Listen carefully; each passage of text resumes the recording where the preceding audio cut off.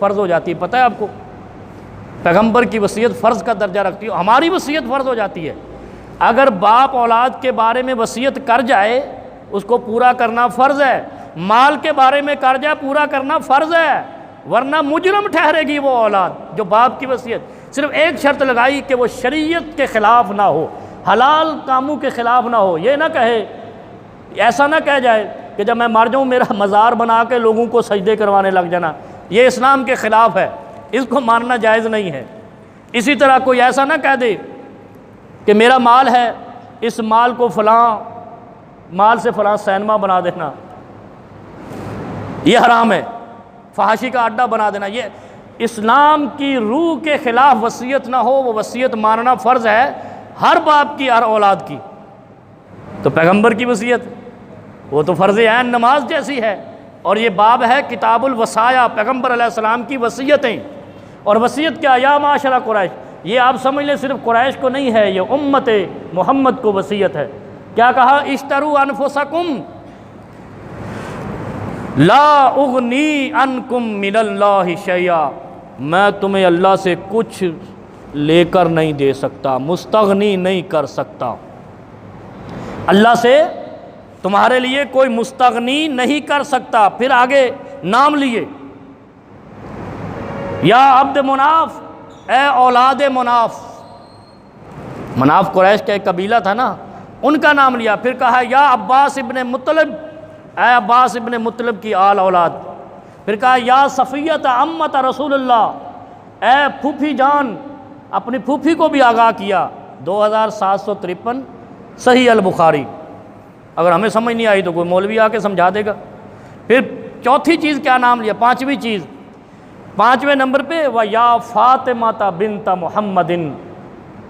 اچھا، جب فاطمہ بنت محمد صلی اللہ علیہ وسلم کا نام لیا تو کچھ اور کہا، جب اس سے پہلو کا نام لیا تو کچھ اور کہا، ایک ہی جملہ کہا، لیکن سیدہ فاطمہ کے لیے الگ کہا۔ ذرا یہ غور آج سن جانا، بڑی پیاری بات ہے، ایک قضیہ اور حل ہو جائے گا، ابھی ذہن میں آ گیا۔ کیا فرمایا؟ لا اغنی اشتروا انفسکم لا اغنی عنکم من اللہ شیئا، میں تمہیں اللہ سے کچھ مستغنی نہیں کر سکتا، اگر گناہ کیا تو اللہ پکڑ لے گا، میں نہیں چھڑوا سکوں گا۔ گناہ گاروں کی سفارش تو نہیں ہے نا، مجرموں کی، مشرک کی سفارش تو نبی علیہ السلام نہیں کریں گے۔ کیا کہا تھا ابو طالب کو؟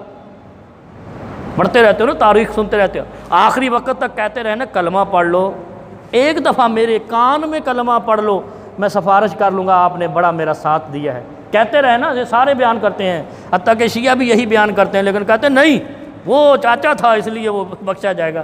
اب تیری ڈیمانڈ تو نہیں چلے گی، ڈیمانڈ تو پیغمبر کرتے رہے تو چچا نے نہیں مانی، اس کا مطلب ہے اگر ویسے مان لینی ہوتی تو چچا آخری وقت میں ڈیمانڈ ہی نہ کرتے، بھتیجا آخری وقت میں پیغمبر علیہ السلام ڈیمانڈ ہی نہ کرتے کہ میرے کان میں کلمہ پڑھ دو سفارش کر دوں گا۔ ابو طالب نے کلمہ نہیں پڑھا۔ پھر یہاں کیا فرمایا؟ لا اغنی من اللہ عنکم من اللہ شیئا، میں تمہارے لیے اللہ سے کچھ نہیں سفارش لے کے دے سکتا اگر جرم کر کے آئے۔ پھر قوموں کو آگاہ کیا، عبد مناف کو، عباس بن عبد المطلب کو، پھر صفیہ عمت رسول اللہ، پھوپھی جان کو، پھوپھی کو بھی آگاہ کر کے کہا لا اغنی عنکم من اللہ شیئا۔ پھر عبد مناف کے کہا لا اغنی عنکم من اللہ شیئا۔ پھر عباس بن مطلب، عبد المطلب، عباس کون تھے؟ چچا تھے نا ابو طالب کے بھائی، چچا تھے، سگے چچا تھے وہ بھی، اور وہ پکے مومن تھے، نبی علیہ السلام کا انہوں نے بڑا ساتھ دیا۔ اس کا نام لے کے کہا کہ اپنی اولاد کو بتا دو، اور میں تمہیں کہہ رہا ہوں، پیغمبر کہہ رہے ہیں صلی اللہ علیہ وسلم، لا اغنی عنکم من اللہ شیئا، میں تمہارے لیے اللہ سے سفارش نہیں کر کے دوں گا، عمل کرو، عمل صالح کرو۔ اچھا، جب فاطمہ بنت محمد صلی اللہ علیہ وسلم کی باری آئی کچھ اور کہا۔ اب وہ کیا کہا؟ کہا سلینی من اللہ منی، مجھ سے سوال کر لو، ما شئت من مالی، اے فاطمہ میرے مال سے جو کچھ لینا ہے سوال کر لو، مانگ لو، سلینی سوال کر لو۔ کیا فرمایا؟ جب سیدہ فاطمہ رضی اللہ عنہا کی باری آئی کہا سلینی ما شئت من مالی، میرے مال سے کچھ مانگ لو۔ فدق مانگا؟